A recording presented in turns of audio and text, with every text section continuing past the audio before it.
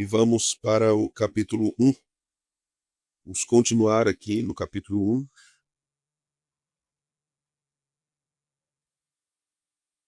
E vamos para o nosso terceiro estudo, introduzindo esta epístola. Hoje nós vamos estudar o versículo 3. Vamos olhar para esse versículo importantíssimo.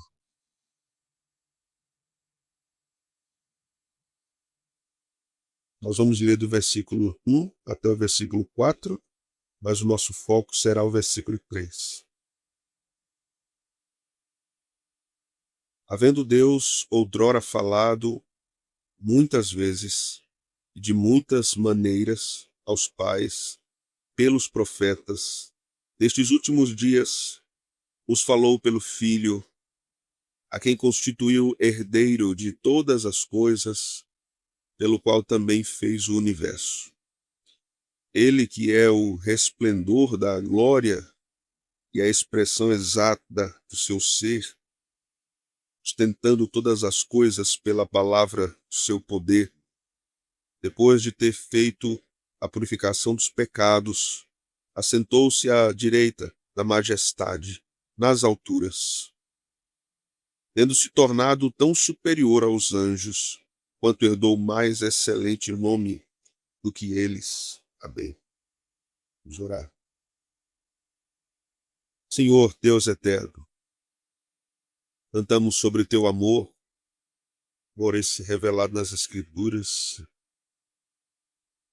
revelado, Senhor, na história da tua igreja. E agora nós nos detemos no texto bíblico para entendermos mais sobre esse amor, sobre esta obra salvadora, sobre quem tu és, Senhor. Tens nos conduzido neste ano a estudarmos mais sobre quem é o nosso Salvador, aprofundarmos a nossa compreensão sobre aquele que nos salvou, que nos ama e derramou seu sangue precioso por nós numa cruz. O Senhor tem nos ensinado sobre tua obra, sobre seu amor, sua graça, sobre sua misericórdia. Pedimos que o Senhor nos ensine pouco mais nessa noite. O nome que é sobre todo o nome, o teu nome, Senhor Jesus. Amém. Meus irmãos, nós já vimos muitas coisas nos dois primeiros versículos desta epístola. Tivemos dois estudos, basicamente, para esses dois versículos. Eu acho que se eu for nessa pisada, daqui a 40 anos eu termino Hebreus, né? Porque eu estou no versículo por versículo. Mas são muitas informações, é uma riqueza de ensinos que temos aqui no início dessa epístola, que se fazem importantes entendermos para que tenhamos um sólido fundamento para avançarmos no que Hebreus está nos propondo, né? No que essa epístola está nos propondo. Então hoje nós vamos nos deter no versículo 3, que nos ensina sobre a natureza de Cristo, a natureza divina de Cristo, a natureza celestial de Cristo, e nos ensina sobre a obra de Cristo. Basicamente, esse versículo está dividido destes dois assuntos, embora aqui eu tenha a inclinação de dividir esse versículo em três partes, e nós vamos caminhar por isso. Então aqui, no versículo 3, temos uma estrutura, e eu vou denominá-la aqui com nomes mais técnicos da teologia, mas eu vou explicar isso aos meus irmãos. Essa nomenclatura é importante para nós entendermos o que o texto está tratando e sobre a profundidade do texto. Não é apenas palavras rebuscadas para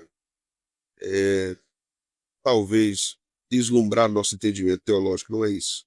Mas para entendermos como o texto está construído pelo Espírito Santo por meio do autor da Epístola aos Hebreus. Aqui nós temos uma estrutura binária, que nós chamamos de uma estrutura ontológica e uma estrutura funcional ou econômica. A palavra funcional aqui também poderia ser econômica. O que é isso, né? Nós vamos entender isso. Aqui nós temos o que nós chamamos de alta cristologia em Hebreus. A cristologia que trata a respeito da natureza divina de Jesus, de sua obra. E isso está sendo mostrado aqui, nesse versículo 3, de modo muito intenso, muito profundo. Então, quando falamos de estrutura ontológica, primeiro nós estamos falando sobre a natureza. Ontos significa ser, certo? A essência de algo. Ser, essência, natureza, substância, nós estamos falando a mesma coisa, certo? Quando falamos de natureza e substância, estamos falando do mesmo assunto. Onde é que está isso no verso 3? O texto diz aqui: e ele é o resplendor da glória e a expressão exata do seu ser. Do ser de quem? Ser do Pai, certo? Expressão exata do ser do Pai. E aqui nós poderíamos perguntar, então, o fato de Jesus ser a expressão do ser do Pai faz com que, em termos temporais, Jesus seja posterior ao Pai, visto que ele é a expressão, então nós temos essência e expressão. Vocês estão me acompanhando? Então, será que Jesus vem depois do Pai? Nós vamos ver que não é isso o que o texto está a dizer. Mas o texto está falando da própria natureza de Cristo. A segunda coisa aqui é a estrutura funcional. O que é isso? Isso fala da obra de Cristo, não só do que ele é, mas do que ele faz, ou que ele fez. Isto é muito importante, porque devemos entender o que ele é para entendermos o que ele faz. Se não entendermos o que ele é e procurarmos entender apenas o que ele faz, esta obra aqui que ele faz é diminuída, certo? Essa obra é diminuída. Então, um baixo entendimento de quem é Cristo desaguará num baixo entendimento do que ele fez, da sua obra salvadora. Um alto entendimento de quem é Cristo também nos dará um alto entendimento do que ele fez. Então, quanto maior a nossa compreensão acerca de Jesus, maior a nossa compreensão acerca da salvação. Quanto menor a nossa compreensão sobre Jesus, menor a nossa compreensão sobre a salvação. Eu quero iniciar minha fala aqui no versículo 3 com uma citação de um teólogo do Novo Testamento chamado Thomas Schreiner. Ele é um especialista em Novo Testamento, principalmente na teologia de Paulo, mas ele escreveu um comentário sobre Hebreus, um comentário importante. Ele diz o seguinte, sobre o versículo 3. O versículo 3 explora ainda mais a natureza e a supremacia do Filho. Primeiro, ele fala três coisas. Primeira coisa, o autor aos Hebreus fala ontologicamente sobre o Filho. O que é ontos? Ontologia? Ser. Então, ele está dizendo que o autor aos Hebreus fala sobre o ser do Filho, a natureza do Filho. Ele continua, sustentando que o Filho compartilha plenamente a natureza e a identidade divinas. Então, quando o autor aos Hebreus diz que Jesus é a expressão exata do ser, isso não é algo que em termos de tempo vem depois do Pai, mas isso é algo que precisa ser lido com a primeira frase do verso 3, que Jesus é o quê? Da primeira frase do verso 3. Resplendor. Resplendor. Se entendermos errado essa ideia de resplendor, também vamos achar que a ideia de resplendor aqui está muito relacionada a brilho, né? De que brilho é algo posterior ao que, de fato, aquela coisa é, em essência. Em termos de tempo, o brilho vem depois, né? Já ouvi falar na velocidade da luz. Já? Velocidade da luz. Então, quando os nossos olhos captam a luz das estrelas, aquilo já foi, na verdade, emitido muito tempo antes. Então, quando pensamos dessa forma natural, a chegada da compreensão da luz aos nossos olhos não é o mesmo momento em que a luz é emitida, certo? É como se nós tivéssemos aí um recado que foi dado em termos de tempo, então nós temos isso posteriormente. Tudo bem, irmãos? Tá queimando nada aí, irmão juiz? Mas vai queimar já já. Segunda coisa que Thomas Schreiner diz: o papel do filho em sustentar o cosmos é afirmado nesse versículo. Isso está aqui, ainda na segunda frase, veja, a expressão exata do seu ser, sustentando todas as coisas. Isso está em ligação, irmãos, com a última frase do verso 2, que diz o seguinte: pelo qual também fez o universo, certo? Sustentando todas as coisas por meio da palavra, é uma continuidade ao que o autor falou no versículo anterior, de que Jesus fez o universo. Então, o autor está mostrando Cristo como criador divino, resplendor, expressão exata, criador. Terceiro, e o mais crucial no argumento do verso 3, o autor afirma o reinado de Cristo, certo? Veja aqui no verso 3. Depois de ter feito a purificação dos pecados, assentou-se à direita da majestade nas alturas. Essas são as três vias que Thomas Schreiner aponta nesse verso 3. Eu aponto uma quarta, que na verdade na ordem seria a terceira, e está na frase anterior a assentou-se a majestade nas alturas. A frase é, depois de ter feito a purificação dos pecados. Então o texto está dividido aqui sobre Cristo, falando quatro coisas sobre Cristo.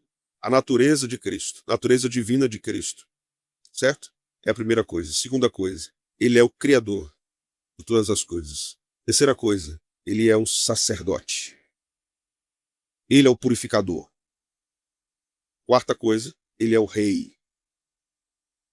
Amém, irmão? São quatro coisas aqui.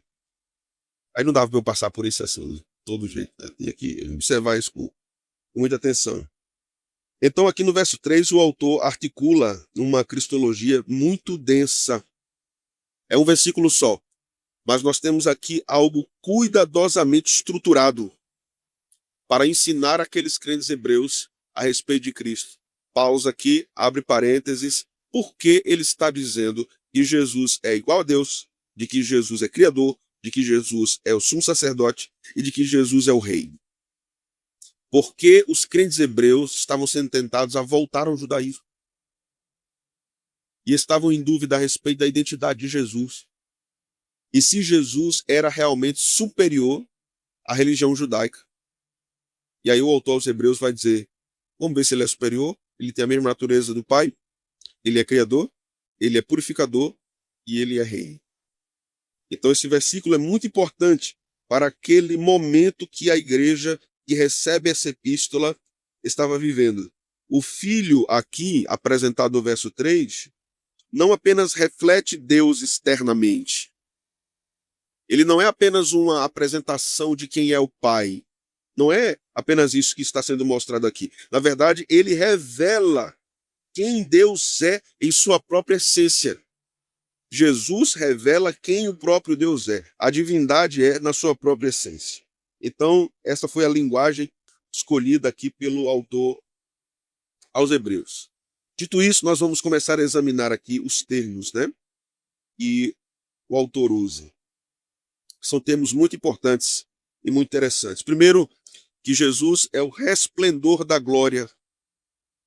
Primeiro termo, esplendor da glória. O que é que significa isso? O que é que vocês acham? Vocês já leram esse texto milhares de vezes, né? Mas o que é resplendor da glória? Reflexo. Boa palavra. Excelente palavra. O que mais?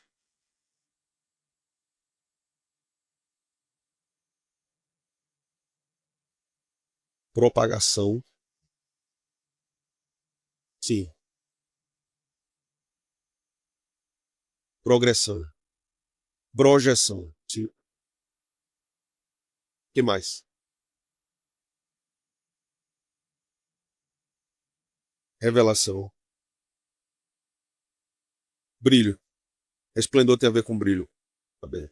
Reflexo e brilho estão presentes aqui, nesse conceito de resplendor. O texto vai dizer resplendor da glória. A própria ideia de glória, conceituar glória é muito difícil.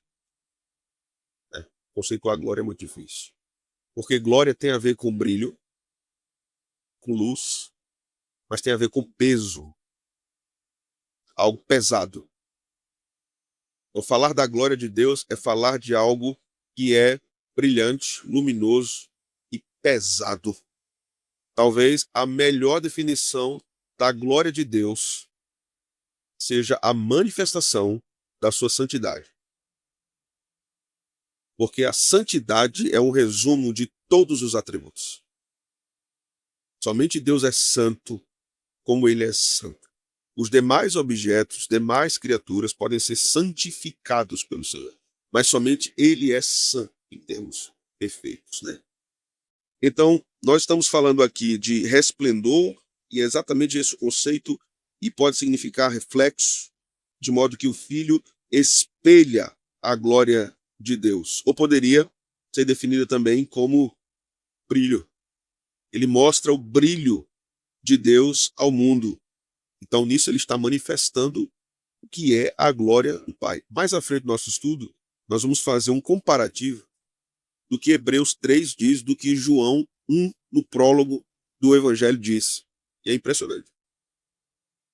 A similaridade é impressionante. Nós poderíamos fazer várias analogias aqui, mas aí eu ia passar um mês no verso 3. Mas poderíamos fazer uma aproximação de uma análise do que o versículo 3 está dizendo, em primeiro lugar, do que João 1, do verso 1 a 18 diz, em segundo lugar, do que Paulo diz lá no capítulo 1 de Colossenses, e do que João diz no capítulo 5, que nós lemos hoje no Apocalipse.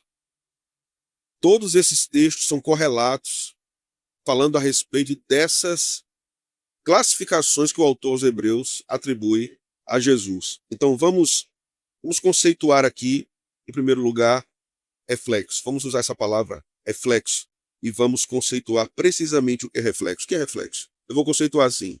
É aquilo que procede de uma fonte e manifesta a sua realidade sem ser algo separado dela. Certo? Concordam comigo, irmãos? Ok? Reflexo é aquilo que procede de uma fonte e manifesta a sua realidade sem ser algo separado dela. Então, em termos gerais, reflexo é a expressão visível ou perceptível de algo que existe originalmente em outro. Certo? Isso é reflexo. Não estamos falando aqui de Jesus ainda. Estamos falando do que é reflexo. Certo? Mas isso não se dá dessa forma em relação a Jesus. Porque quando o texto diz que Jesus é o resplendor da glória, a ideia não é de um objeto externo que recebe luz e desenvolve a luz. Não é a ideia do sol e da lua, entende? Não é essa a ideia de que a luz da lua é a luz do sol. Não é essa a ideia. A ideia aqui não é que Jesus é um espelho imóvel, inerte. A ideia aqui é uma irradiação viva que sai do próprio Filho e que continua do próprio Filho e que procede do próprio Filho. E se isso procede do próprio Filho, é porque também procede do Pai. Então nós estamos falando aqui de algo que nós chamamos de consubstancialidade. Conjunto, certo? Conjunto. Consubstancialidade. Substâncias juntas. A substância do Filho, ou a natureza do Filho, é a natureza do Pai. Por isso Jesus vai dizer, eu e o Pai somos um. Então Jesus não é um mero espelho. Jesus é a própria fonte. Jesus é a própria fonte. E cabe a ele mostrar isso ao mundo. Então o Filho não pode ser concebido separado do Pai em essência, ainda que seja distinto do Pai. O Filho não é o Pai, mas os dois têm a mesma substância. Amém? Então, nesse sentido, o reflexo não é posterior no tempo, nem inferior na natureza. Jesus não reflete porque ele vem depois, certo? a relação da filiação de Cristo com o Pai, não é porque Jesus é filho, porque vem depois. Temos aqui a ideia dos termos é uma ideia relacional, não uma ideia temporal, certo? O Pai e o Filho, esses termos usados, não é uma ideia temporal, mas relacional. A relação das duas pessoas é de pai e filho. Não há temporalidade aqui nesse conceito de pai e filho. Por quê? Porque os dois são consubstanciais. E aqui isso quer dizer? Os dois são eternos. Os dois são eternos. Então, aprendemos já que essa luz de Jesus provém dele mesmo e, ao mesmo tempo, provém do seu Pai. Isso quer dizer que Jesus é a autoexpressão plena de Deus.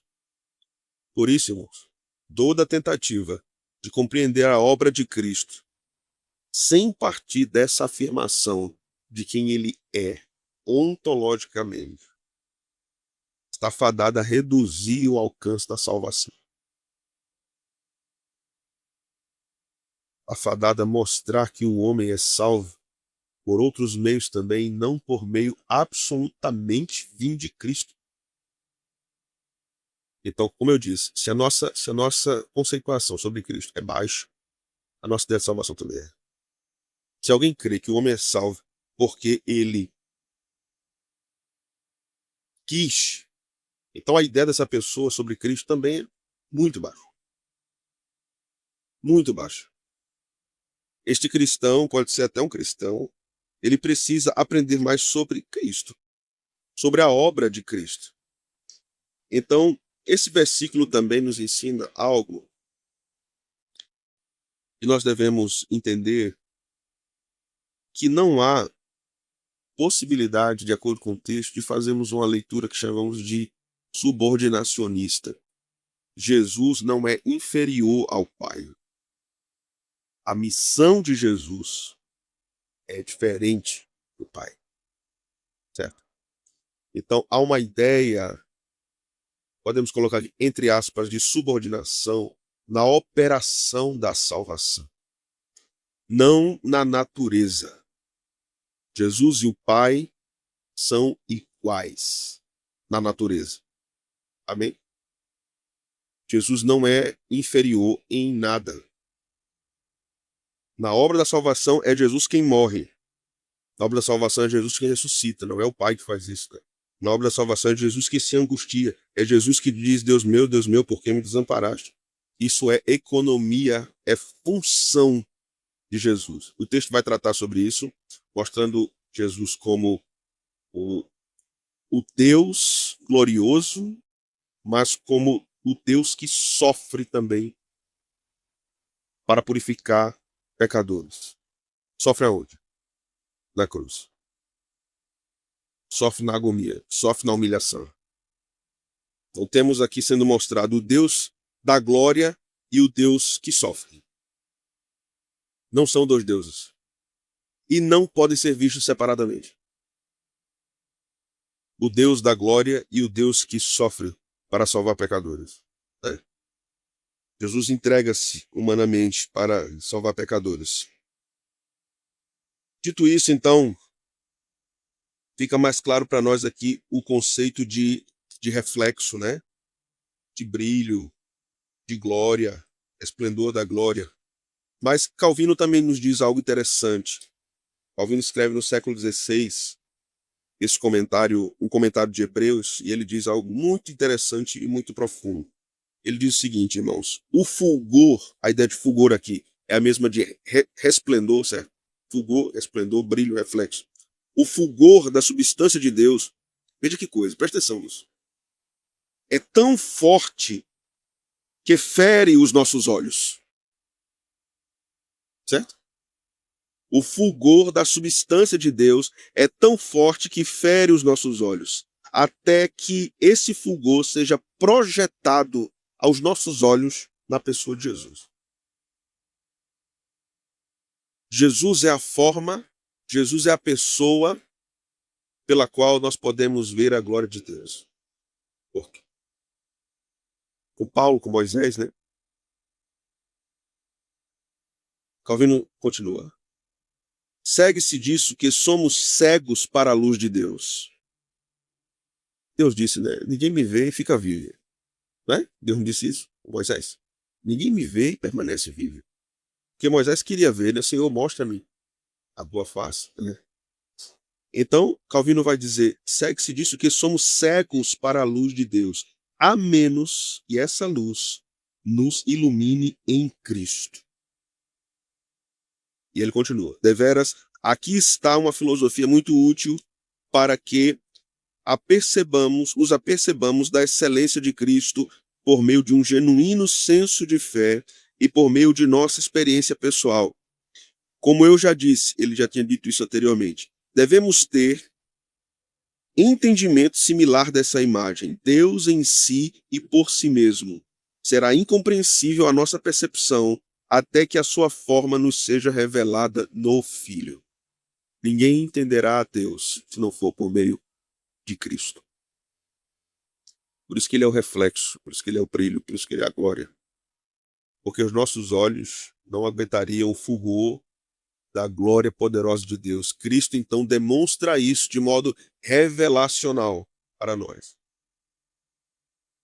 Então, o autor de Hebreus, dizendo isso, nos está também conduzindo a outro estágio agora, que é quando ele vai nos falar da expressão exata do seu ser.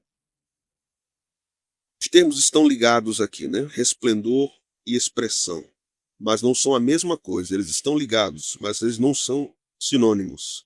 A palavra traduzida aqui, irmãos, por expressão exata ou expressa imagem, né, no grego, é muito interessante porque é usada para uma impressão feita em moedas no mundo antigo. Como se imprimisse a imagem de um imperador numa moeda. Uma cópia, né?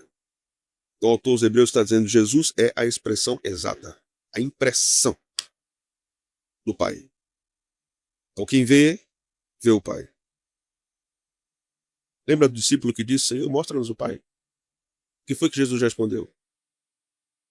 Quem vê a mim, vê o Pai. É exatamente o que o autor aos Hebreus está dizendo aqui. Percebe a unidade da revelação, irmãos? Ou em outros textos das Escrituras estão dizendo a mesma coisa que o autor aos Hebreus está dizendo aqui. Então, o texto aqui revela quem Deus é e compartilha da sua identidade conosco por meio de Cristo. O Filho de Deus revela a realidade do único Deus verdadeiro. Por isso que Jesus vai dizer em João 14, ninguém vê ao Pai senão por. Ninguém terá acesso a Deus senão por Jesus. Então dizer, mas se alguém não atrido, não confie, ninguém vem ao Pai senão por. Sempre é por Jesus. Use ele meios extraordinários, que são exceções, mas pode acontecer. Use ele meios ordinários, por meio da pregação. Sempre é por Jesus. Sempre é por Jesus, né? Então a expressão exata do ser de Deus é mostrada pelo autor aqui para nos ensinar sobre isso. Então aqui nós já aprendemos, já tivemos condição de observar coisas importantes no verso 3, mas olhemos de novo para o verso 1, 2 e 3. Veja só, vamos ler e eu vou fazer um comparativo aqui com vocês. Havendo Deus outrora falado muitas vezes, de muitas maneiras, aos pais pelos profetas, nesses últimos dias nos falou pelo Filho, a quem constituiu herdeiro de todas as coisas, pelo qual também fez o universo. Ele que é o resplendor da glória e a expressão exata do seu ser, sustentando todas as coisas pela palavra do seu poder, depois de ter feito a purificação dos pecados, assentou-se à destra ou à direita da majestade nas alturas. Veja, no verso 1 e 2.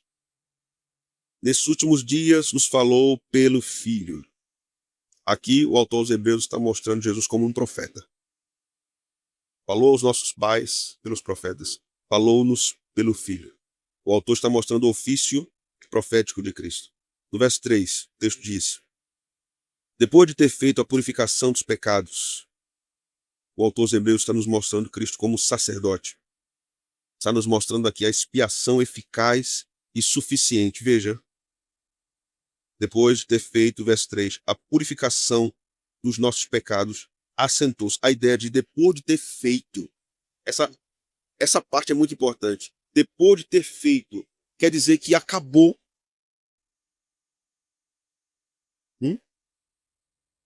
Sim, exato.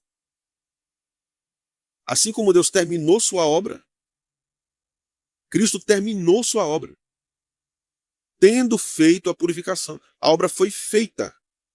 Por isso que o autor aos Hebreus vai dizer mais à frente, não tem outros sacrifícios. Não tem outras obras que podem ser feitas para levar o homem à purificação. Somente por Jesus. Ele fez e acabou. Acabou. Entende aqui, irmãos, porque a doutrina do purgatório cai por terra, terrivelmente. Entende aqui porque qualquer outro tipo de mediação que não seja por Cristo cai por terra terrivelmente, porque ele terminou, ele concluiu a obra. Embora muitos crentes ainda sejam salvos hoje e serão salvos até a sua volta, observe a grandeza desse versículo. A obra dele já está terminada. A nossa não está terminada. A gente precisa continuar indo e pregando, mas a dele está terminada. Porque todos, porque ele morreu, virão, porque foi feita a obra, terminou. Ele fez tudo o que devia fazer. Em termos de consumação da obra de salvação. Então, a afirmação de que o Filho está aqui também sustentando todas as coisas pela palavra do seu poder, aprofunda também a nossa compreensão do retrato cristológico que o autor aos Hebreus está mostrando aqui. Ele sustenta, ele purifica, ele é a expressão exata. O pastor Pedro orou na nossa oração de adoração uma frase dizendo: Senhor, tu és tudo para nós. É isso que Hebreus está dizendo aqui. Ele é tudo. Ele é o Criador. Ele é o Redentor. Ele é o Rei. Ele é a expressão exata de Deus. Ele é tudo. E o autor dos Hebreus está dizendo aos Hebreus aqui, né? Vocês estão precisando de quê mais? Precisam da religião judaica. Precisam de uma série de normas do Antigo Testamento para se sentirem seguros na caminhada. Precisam de uma série de cerimoniais, de sacrifícios, de sacerdotes humanos, de intercessão humana. Precisam de tudo isso. Cristo é superior a tudo isso. Vocês não precisam disso. E quando ele usa aqui o verbo sustentar, veja.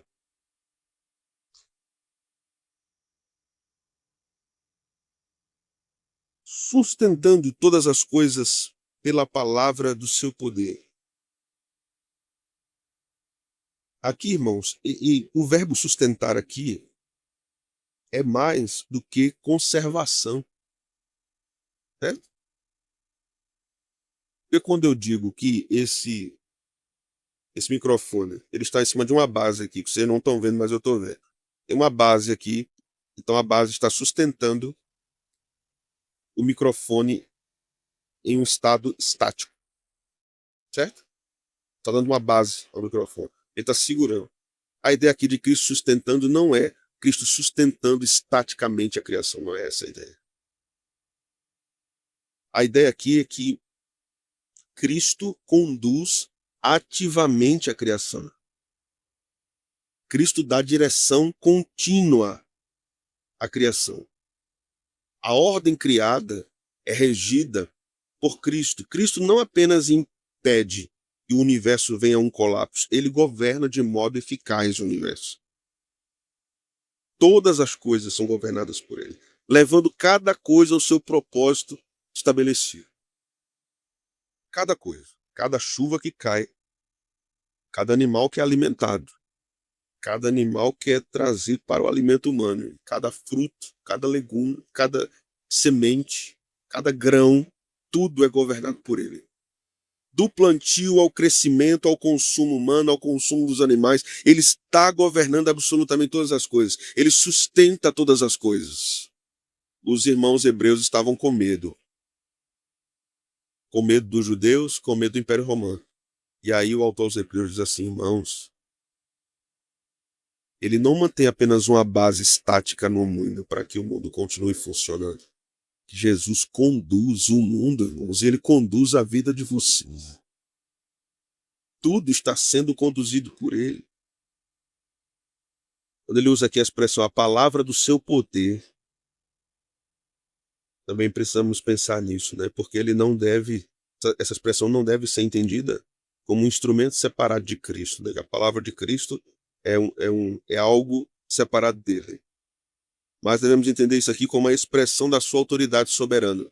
Lá no livro do Apocalipse, diz que da sua boca sai uma espada de dois gumes. A palavra do seu poder aqui, que aparece no texto, é uma expressão da sua autoridade real.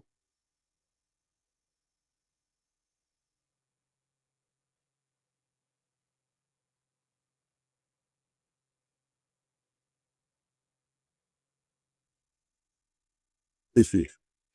Perfeito. Perfeito. Perfeito. A interpretação de que Jesus é a sabedoria em Provérbios, ela é muito contraposta dentro da teologia, né? Há uma discussão sobre isso. Mas a ideia é essa. A ideia é essa, de Provérbios 18, né?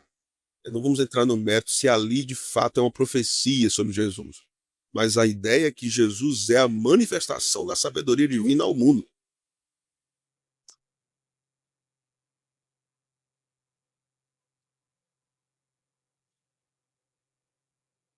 Sim, pode ser uma personificação.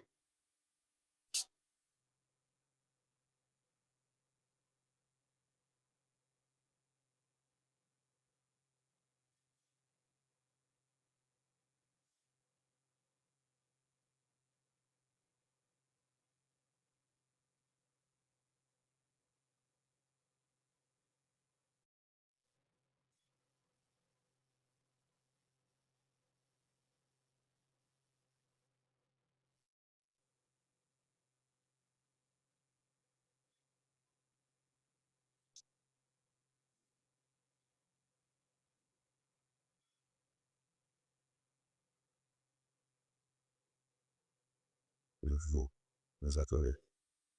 Essa é uma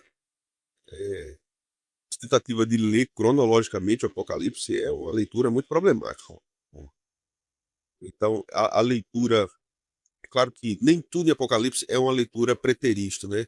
Tudo aconteceu, há coisas que vão acontecer, mas é preciso ter também uma leitura que nós chamamos de preterista. O que aconteceu, a besta mostrada ali diretamente é Nero, aconteceu, mas há um aspecto futurístico, possivelmente, no texto, em relação a um anticristo, possivelmente, mas há um aspecto preterista ali, pastor, e presente também, porque se manifestam, né, opositores a Cristo. O texto de Apocalipse é um texto é, muito parecido na intenção com o texto de Hebreus, porque o texto de Hebreus é um texto de encorajamento, o texto de Apocalipse também. Em Hebreus, o problema era o risco do retrocesso espiritual, né? Em Apocalipse, era o problema do sofrimento. Então, João está encorajando a igreja a crer na soberania de Cristo Cordeiro, no triunfo de todas as coisas. Hoje, Apocalipse é visto como um livro assustador, né? Mas o propósito dele é ser um livro de ânimo e consolo, né? Ok? Então vamos lá. Vamos adiantar aqui um pouco mais. Vamos para João capítulo 1. Vamos ver aqui algumas coisas interessantes lá.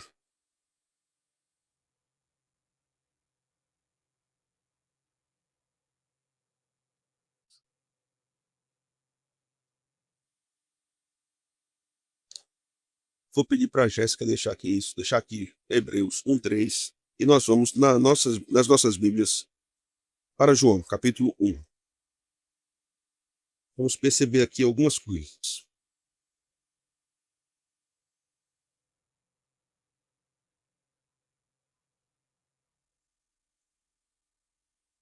Vejamos aqui o verso 4. O que é que diz? A vida estava nele, e a vida era a luz dos homens. Verso 5. Nas trevas, e as trevas. Então Jesus vai sendo mostrado como luz no Evangelho de João. Para João, luz, a palavra luz, é um correlato ao termo verdade. Certo? Quando lemos luz, estamos lendo também sobre verdade. Quando lemos trevas, na leitura de João aqui, veja o versículo de número... Cadê? 5. A luz resplandece nas trevas. A ideia de trevas aqui é uma ideia de ignorância, uma ideia de pecado, falta da verdade. João está usando Gênesis, mas João está aplicando Gênesis ao Evangelho. Ele fala de Cristo como Criador, mas ele também fala de Cristo como o resplendor, como o brilho, como a luz. Ele fala de Cristo como a verdade. Veja o verso 14. E o verbo se fez carne e habitou entre nós, cheio de graça, de verdade, e vimos a sua glória como glória do unigênito do Pai. Percebe os temas correlatos? A luz, a glória, a verdade, Cristo como profeta, Cristo como sacerdote, Cristo como rei. Então, João e Hebreus precisam ser lidos juntos. Então, é esse tipo de leitura das Escrituras, é uma leitura que nos enriquece muito, porque nós vamos observando os temas relacionados. Quem fala sobre isso? João fala sobre isso, Paulo fala sobre isso, João fala várias vezes aqui, na primeira epístola e no Apocalipse. Hebreus trata sobre isso. Nos evangelhos nós temos ensino sobre isso. Então, quando começamos a entender como os autores estão trabalhando os temas, nós vamos perceber a riqueza do tema, de como ele é tratado nas Escrituras. Chamamos isso de teologia bíblica. Não é só uma teologia produzida a partir da Bíblia, mas é uma leitura de como a Bíblia vai acrescentando aquele ensino que está espalhado em vários lugares, para que nós entendamos melhor o Evangelho. Né? Na nossa compreensão ocidental, nós queremos tudo plano. Né? Queremos o 2 depois do 1, o 3 depois do 2, o 4 depois do 3, tudo organizado assim. Mas essa não é a mentalidade hebraica. Não é dessa forma que o hebreu pensa. Então nós precisamos entender a mentalidade dos autores bíblicos para entendermos como determinado ensino está sendo apresentado. Certo, irmãos? Não é fácil? Vamos para a parte, depois de ter feito a purificação dos pecados, assentou-se à direita da majestade nas alturas. Aqui temos evidentemente Cristo sendo mostrado como aquele que purifica. Então, há uma relação direta com Levítico. Aqui, pela primeira vez no livro de Hebreus, Jesus é mostrado como o purificador. Né? Isso vai ser aprofundado no decorrer da epístola. Então, o autor aos Hebreus está dizendo àqueles irmãos, o sacerdócio de Jesus é superior ao sacerdócio levítico. Ele vai dizer, Jesus é sacerdote eternamente, segundo a ordem de Melquisedeque. Nós vamos estudar isso mais profundamente. Jesus é superior a qualquer tipo de autoridade humana. Jesus é superior a qualquer tipo de sacerdócio humano. Jesus é superior a qualquer tipo de glória humana. Jesus é superior a tudo. O autor dos Hebreus está dizendo assim, irmãos, vocês estão confusos com o quê? Se Cristo é tudo isso, vocês estão confusos com o quê? Então, a expressão aqui, tendo feito a purificação dos pecados, destaca, irmãos, a ação sacerdotal de Jesus como mediador. O vocabulário aqui é muito levítico e nos aponta, depois desse trabalho feito de purificação, né? Ele fez a purificação, como nós vimos, ele assenta-se à direita na majestade da majestade nas alturas. Primeiro, a ideia de sentar, ideia de soberania, ideia de autoridade. Está ligada com a ideia de sustentar. Há uma diferença entre ser soberano ou soberania e providência. Certo? Providência é governo, como Deus governa todas as coisas. Soberania é status. Alguém é soberano. Então, como nós vimos no livro dos Reis, o menino podia ser o soberano de Israel, ou não? Mas ele não era o regente. Certo? Até que ele crescesse. Com Josias. Quando ele crescesse, ele seria o governante. Ele era o soberano, mas ele não era o governante. Jesus é soberano, sempre foi. E é o governante, e sempre foi. É isso que o autor dos Hebreus está dizendo. O autor dos Hebreus está dizendo, não chegou um momento que ele se tornou governante. Ele é governante desde sempre.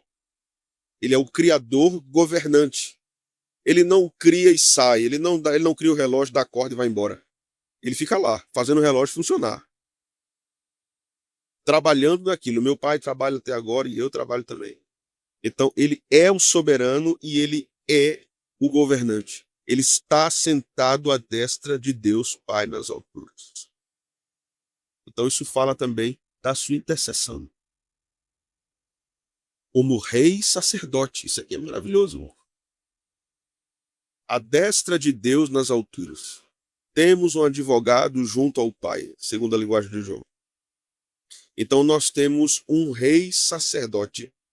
Nós temos um rei que nos guarda, temos um rei que nos protege, temos um rei que nos dirige, temos um rei que nos domina, mas temos um rei também que nos purifica, nos perdoa, que nos ama, que tem compaixão de nós, que tem misericórdia de nós. Ele não é o soberano distante que pode fazer o que ele quiser fazer sem ter o coração em nós. Ele é o rei sacerdote que governa todas as coisas e o seu coração está no seu povo, está na sua igreja. Então ele é o sacerdote real. Alguma dúvida até aqui, irmãos?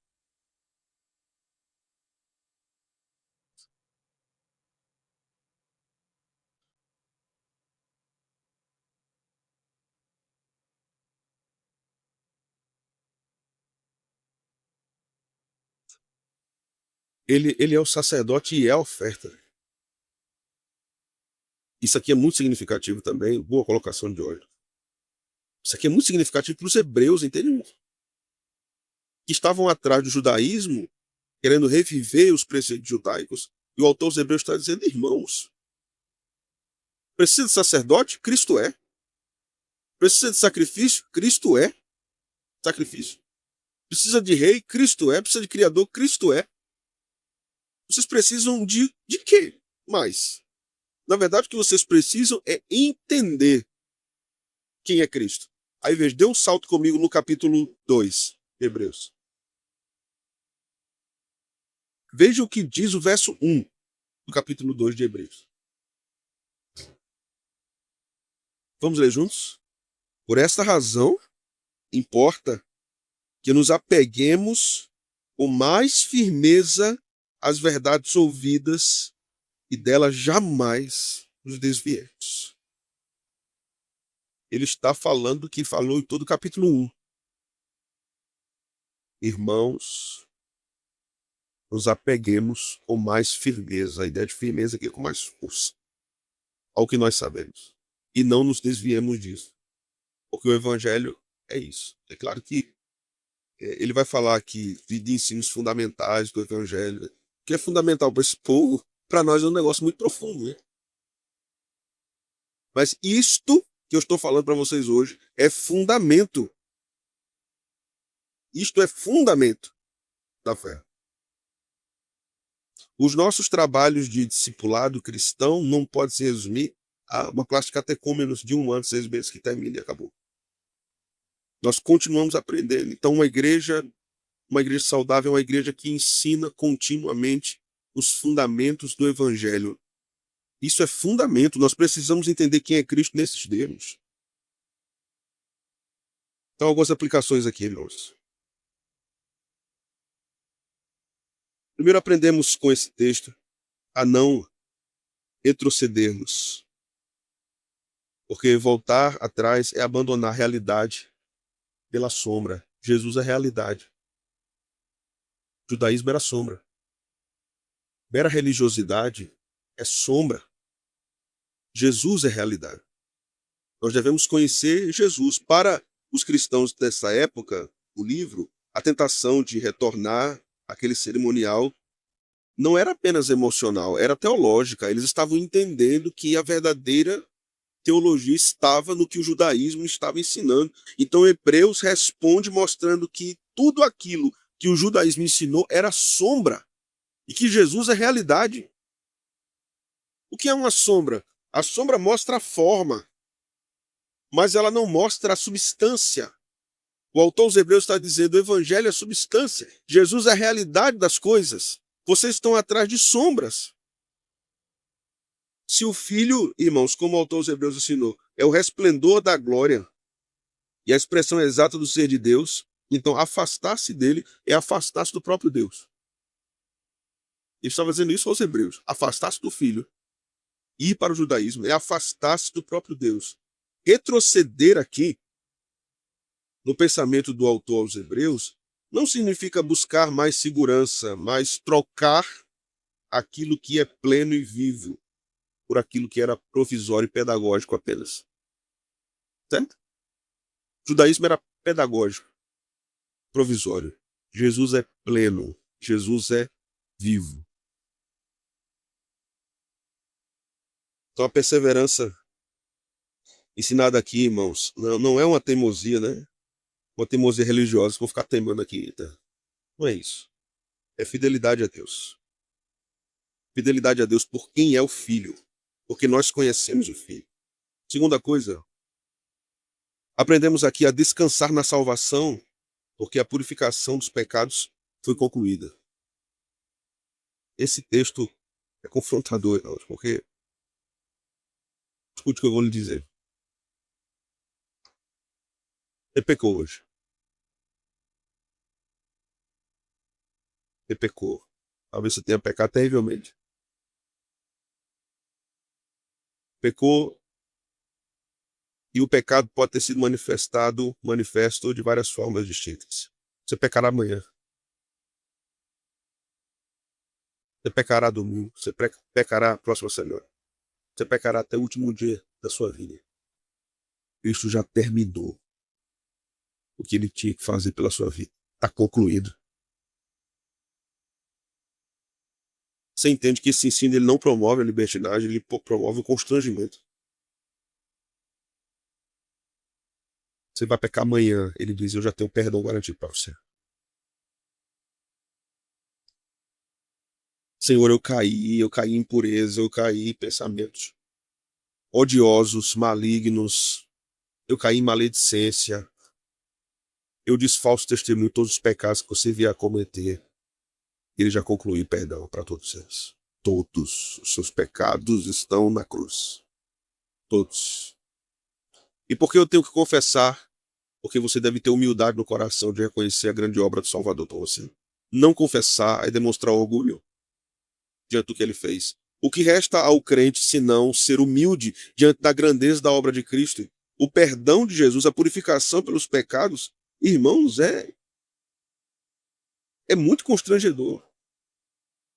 Aqueles irmãos hebreus, eles estavam possivelmente cansados espiritualmente. Então o cansaço deles também estava profundamente ligado à sua culpa, ligado ao seu medo, ligado à sua insegurança. O sistema antigo judaico, ele não promovia descanso. Na nossa linguagem, ele promovia aperreio, porque você tinha que sacrificar de novo. E ai de você se não sacrificasse de novo. E isso era independente da sua classe social. Se você fosse pobre, você desse flor de farinha. Se você fosse rico, desse um boi. Mas você tinha que dar. Você não tinha descanso. E aí o autor aos Hebreus diz assim: Nem o sacerdote tinha esse descanso. Né? E o autor aos Hebreus afirma que Cristo fez a purificação dos pecados e se assentou, indicando conclusão. Ele concluiu o seu trabalho. Agora você pode descansar. Isso chama os crentes a abandonarem uma espiritualidade ansiosa. Você não precisa andar em ansiedades. Tá por quê, crente? Porque você pode descansar em Cristo. Porque Ele sustenta você? Porque Ele perdoa você? Porque se esse Cristo criou o mundo e sustenta tudo, nos mínimos detalhes, todas as leis que estão na criação, como Ele não te sustentará? Se Ele morreu para salvar a sua igreja, como não te perdoará? Ele assentou-se, a ideia de autoridade absoluta. Então, descansar em Cristo, irmãos, não é uma... Eu não vou ficar aqui sem me dedicar à santificação, não é isso. É uma confiança plena e precisa do crente. É uma confiança que rejeita toda outra fonte de consolação que não seja o próprio Cristo.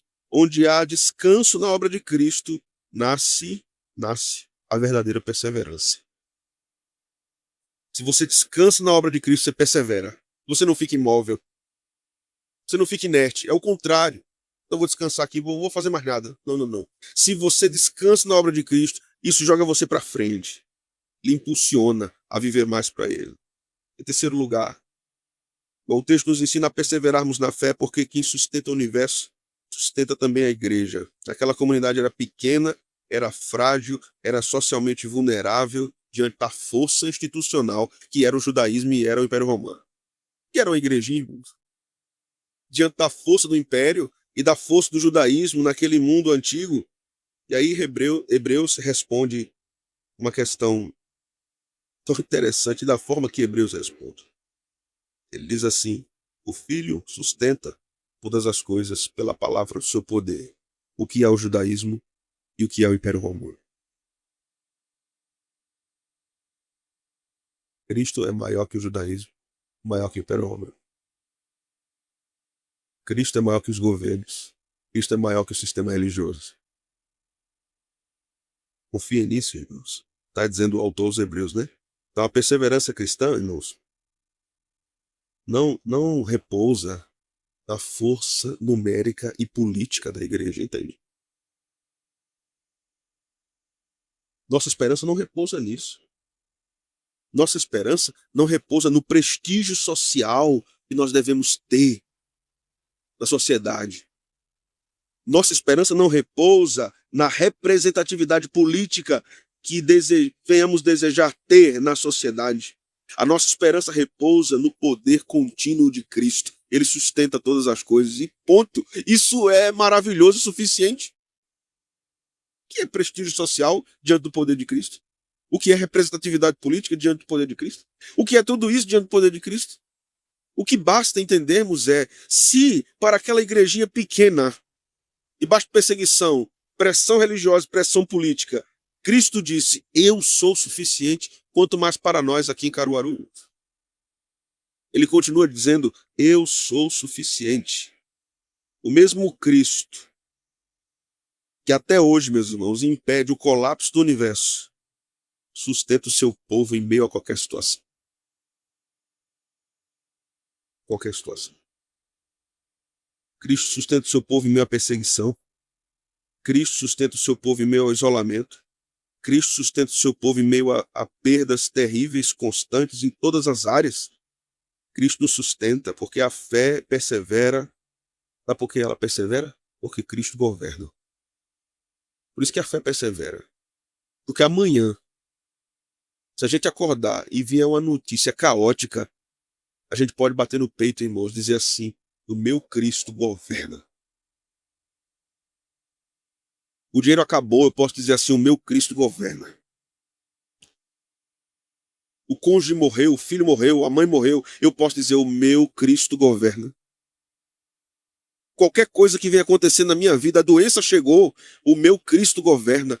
Tudo eu posso dizer: o meu Cristo governa, porque Ele governa. E a minha fé persevera com base nessa verdade. Não é por causa de uma questão emocional minha. Então eu confronto, inclusive, as minhas emoções com essa verdade, né? Cristo governa.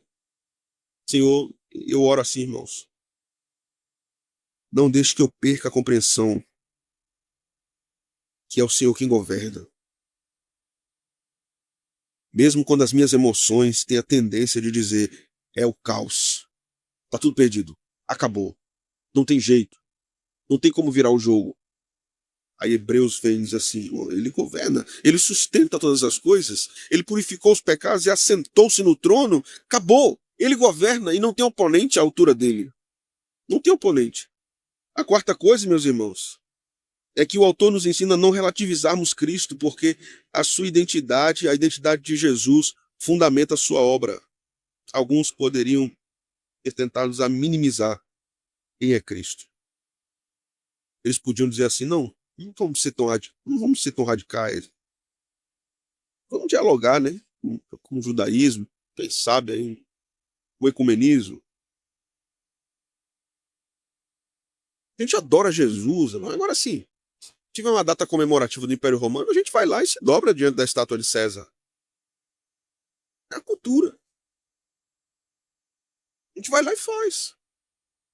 Deus sabe, né, do nosso coração e tal. Então a gente pode aqui ser mais flexível. Hebreus não permite isso. Ou Jesus, ou nada, irmãos. Jesus é tudo ou nada. A obra de purificação dos pecados só é eficaz porque aquele que realizou é Deus. Diminuir a identidade de Cristo é diminuir o valor de sua obra. Não nos dobramos a nenhum tipo de sistema, estátua que nos leve à idolatria, porque Cristo é superior para cristãos aqui. Isso significa que entender a segurança de sua vida, entender a segurança de sua salvação, não está na mão de um sistema e na mão de uma pessoa. Está em Jesus. A fé que persevera em Cristo é uma fé que crê que Ele é o Salvador. Quinta aplicação. Acho que eu tenho umas 80 aqui. Somos instados, irmãos, a confiarmos na providência. Mesmo quando a história parece estar fora de controle. Isso aqui é maravilhoso. O mundo daqueles crentes caminhava numa direção oposta às promessas de paz que Deus havia feito. Caminhava em oposição às promessas messiânicas que Deus havia feito. Jerusalém existia ao Evangelho. Roma dominava a vida das pessoas. E a igreja sofria. A igreja estava em sofrimento. Então Hebreus responde: Cristo não apenas criou o mundo, ele governa ativamente. Nada está solto. Nada está solto. Nada está fora do seu domínio. A providência não é um conceito abstrato, mas é o exercício contínuo do reinado de Cristo. Seu cetro está estendido, irmãos. O cetro do rei está estendido. E tudo só acontece se ele autorizar. Então, confiarmos nisso permite que os nossos corações fiquem firmes, mesmo quando os sinais históricos parecem contradizer a nossa fé. Mesmo quando tudo que aconteça, ou tudo que acontece, diga assim, não adianta crer. Não adianta, o evangelho não resolve isso. Cadê Jesus agora? Vai resolver o teu problema. E o Coríntios dizia, né, onde é que está o teu Deus, né? Lembra esse Coríntios mais antigo? Né? Onde está teu Deus? O Coríntios dizia, meu Deus está no céu, também no meu coração. Todo mundo está morto, mas o meu ressuscitou. Esse Coríntios é maravilhoso. O que é isso? Meu Deus está no céu, ele governa todas as coisas, o céu é o seu trono. Mas ele também está aqui. Aprendemos também, irmãos, a não buscarmos outro mediador. O antigo sistema levítico entendia que os sacerdotes eram mediadores. Aqui nós aprendemos não, somente Jesus pode fazer isso. Cristo é exaltado, mas não é distante. Aí nós cantamos o hino, ele é exaltado, rei exaltado no céu. Eu louvarei. Cantamos o hino, tu és soberano. Esses hinos elevam, né? o conceito de Cristo às alturas.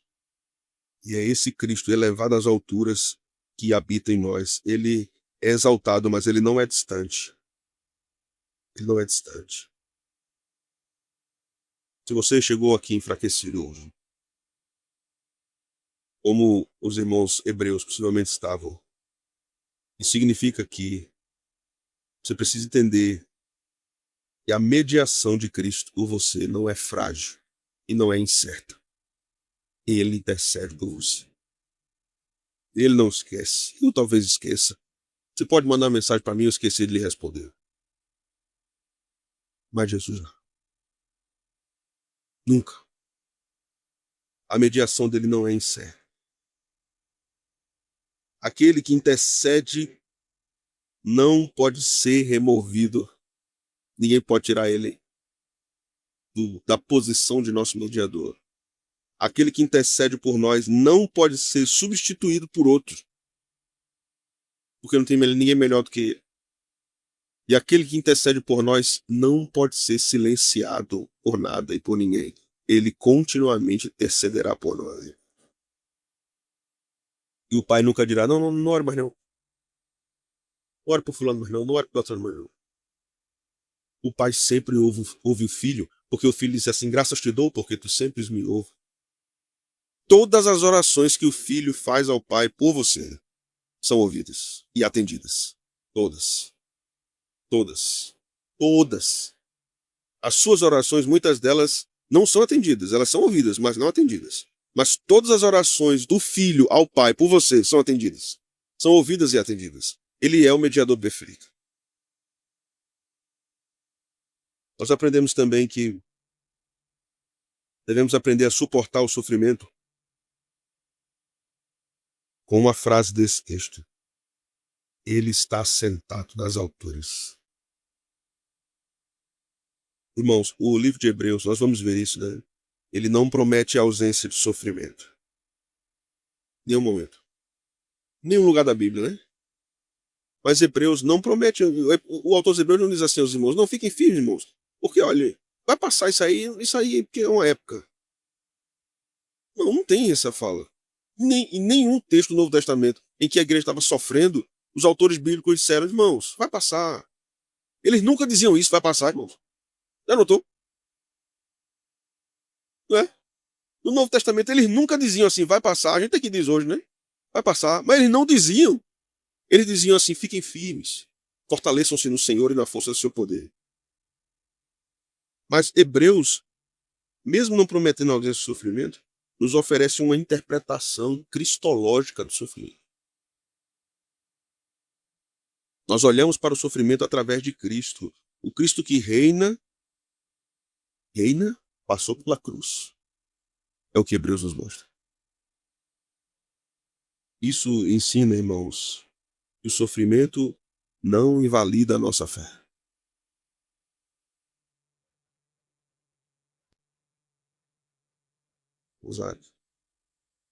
O tema da obediência vai aparecer aqui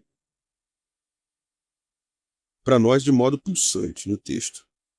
Porque aquele povo estava passando por isso.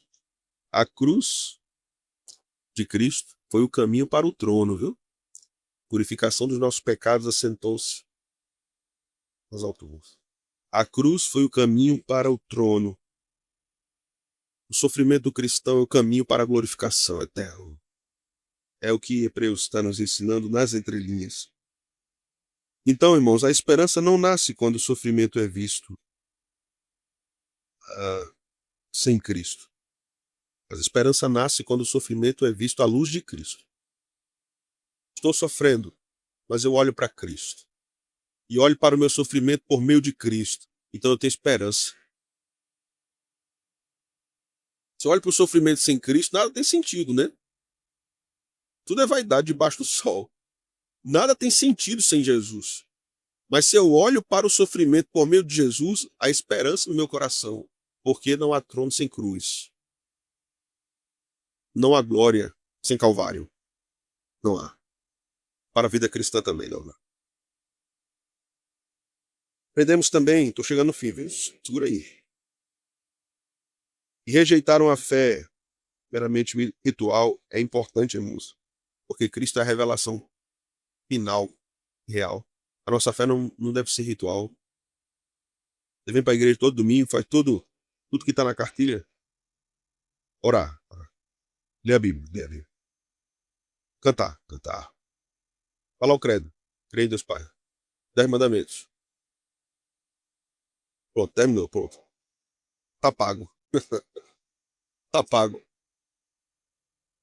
Hebreus nos ensina que Deus falou pelo Filho. Essa é uma afirmação cíclica, o livro. Deus falou pelo Filho. Então não há necessidade de estarmos meramente presos a rituais, mas devemos estar entrelaçados no futuro. Por fim,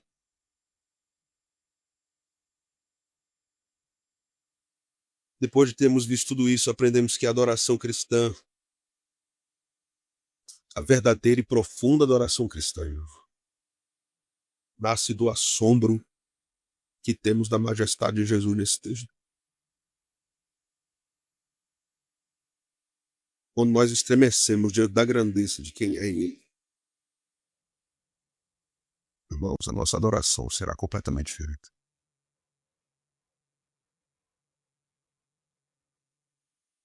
Ele não vai se preocupar se o violão está desafinado. A gente não vai se preocupar se um vocalista entrou errado na música. Porque se está diante de nós a grandeza de quem é Ele, tudo que tem fôlego que estiver louvando a Ele, está dando o melhor de si, ainda que nessa condição pecaminosa que nós estamos, muito não seja o melhor que poderia se dar a Ele. É claro que nós devemos nos esforçar para darmos o melhor a Ele, mas o cerne da adoração não é darmos o melhor a Ele. O cerne profundo da verdadeira adoração é que Deus deu o melhor a nós, o seu Filho. Esse é o ponto, sabe? Podemos cantar melhor, tocar melhor, podemos ter um sistema de som, uma geração, podemos ter sistema de transmissão, podemos ter gravação, podemos ter tudo. Se nós não tivermos a visão de quem é Ele, tudo é refúgio. Tudo isso é sem sentido. Nós podemos estudar, inclusive, sobre adoração, como é que adora, como é que faz, mas se não entendemos quem é Ele na sua grandeza. Eu quero terminar dizendo que a história daqueles irmãos nem a sua caminha ao acaso. O Cristo que reina conduzirá todas as coisas ao seu fim. Somos ensinados em Hebreus, irmãos, a não desistirmos. Somos ensinados a afirmarmos que o futuro da igreja não pertence a um templo, não pertence a um império. O futuro da igreja não pertence a circunstâncias econômicas. O futuro da igreja pertence ao Cristo exaltado. Perseverança é possível porque o trono está ocupado.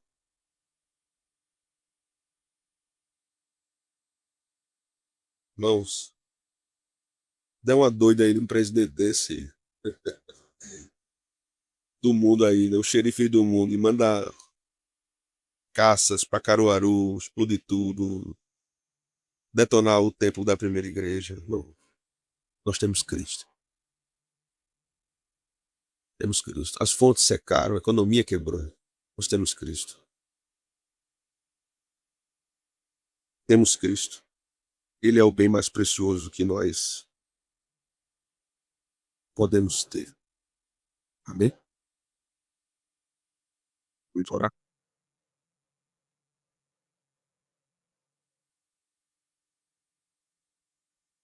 Seja exaltado, Senhor. Seja exaltado o nosso bem. seja adorado por nós. Cristo bendito. Tua palavra diz, e nós cremos que tu estás aqui e que tu nos ensinaste sobre ti mesmo nesta noite. Os nossos olhos são turvos, Senhor, eles são obscuros, eles são fracos. Mas se a tua luz brilhar diante deles, nós podemos ver esta glória claramente. Se mostrasse a nós, Senhor, nesta noite, por meio do texto, como grande Deus,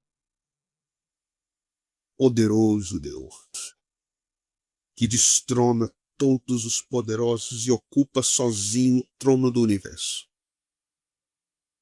Se mostrasse a nós como aquele sumo sacerdote, e se compadece de nossas fraquezas, e oferece a si mesmo por nós, por amor.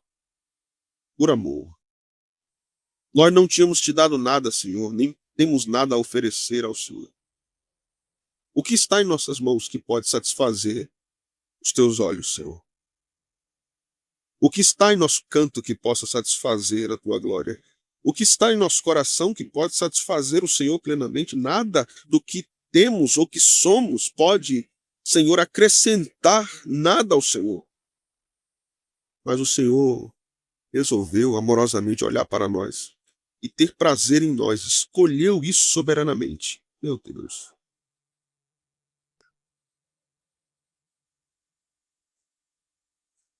Por que tu tens prazer em nós? Hoje nós erramos. Hoje nós pecamos. Hoje nós os esquecemos do temor ao Senhor. Somos então assim o povo.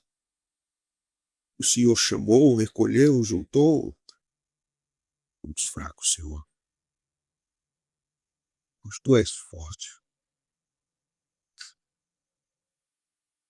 Somos limitados, fracos, mas tu és o sustentador do universo. Somos pecadores terríveis e profundos. Somos miseráveis nos nossos pecados, mas tu és o purificador de todos eles. Ah, Senhor, como aquele leproso disse, se tu quiseres me curar, me purificar. E o Senhor disse, eu quero, fique limpo. Nós ouvimos isso na tua palavra, Senhor, em relação a nós. Quero, fique limpo. E amanhã entramos numa nova impureza, o Senhor diz de novo, quero, fique limpo. Até o dia da consumação o Senhor dirá, quero, fique limpo.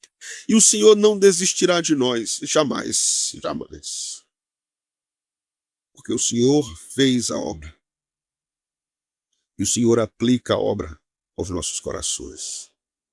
Ó Jesus, aviva-nos com a visão do Cristo glorificado. Aviva-nos, Senhor. O nosso coração pulsa, nossa carne trema. Nossas almas chorem de arrependimento e de desejo de conhecer o Senhor mais profundamente, porque tu és o Cristo gracioso e glorioso revelado nas Escrituras.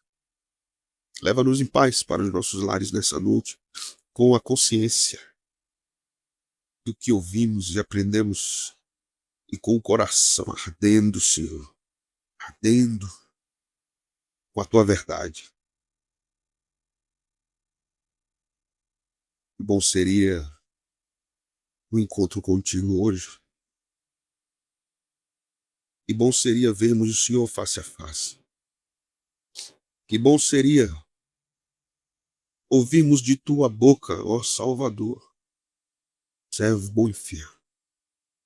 Fiel no pouco, no muito te colocarei e entra no gozo do teu Senhor. Que bom seria ouvir da tua boca, muito bem, você chegou em casa agora. Mas enquanto isso não ocorre, Senhor, enquanto tu não nos chamares, Senhor, permita que desfrutemos da tua presença poderosa aqui. Permita que sejamos movidos por isso. Acorda-nos para falarmos contigo durante a noite. Move-nos durante o dia, para em qualquer lugar dobrarmos os nossos joelhos, ou fecharmos os nossos olhos, ou mesmo voltarmos as nossas mentes ao Senhor, apenas para te adorar. Ensina-nos, Senhor. Ensina-nos o valor da adoração ao Cristo poderoso. É o que nós te pedimos, no nome de Jesus. Amém. Amém.